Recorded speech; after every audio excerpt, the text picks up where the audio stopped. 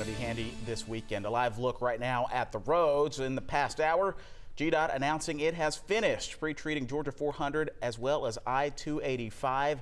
See a lot of traffic on the roads tonight. That leaves, though, thousands of miles of other roads. Crews are still working to cover with brine tonight. Joe Hinkie live tonight in Forest Park with a closer look at how GDOT is preparing ahead of this deep freeze. Joe?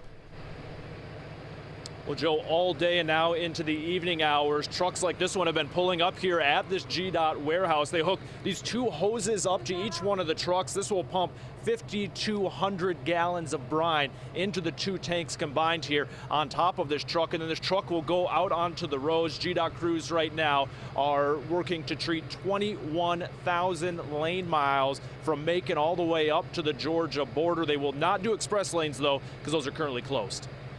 The big trucks on the road with the blue tanks have been crisscrossing the entire metro area North Georgia roads. The GDOT workers behind the wheel are working to cover every lane of every state highway and interstate from Macon up to the Georgia-Tennessee border. Their goal with using brine, rain, and other moisture won't freeze at 32 degrees, meaning the temps need to drop even further before ice will form.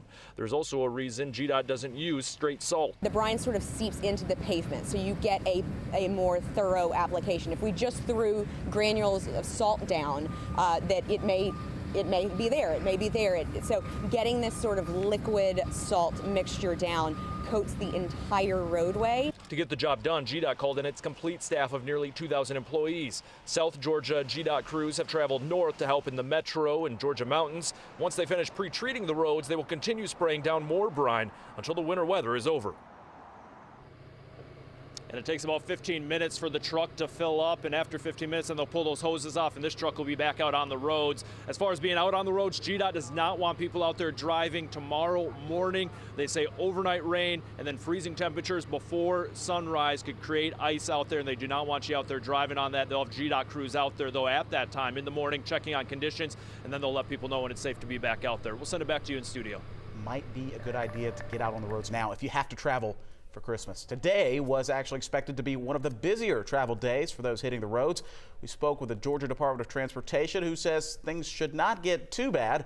You've got your normal slow spots, the downtown connector for folks heading south. Also heavy traffic along I-85 south to I-20, plus I-75 south through Clayton County. But again, we aren't expecting to see that big crunch of traffic like we did for Thanksgiving, so just give yourself a little extra time.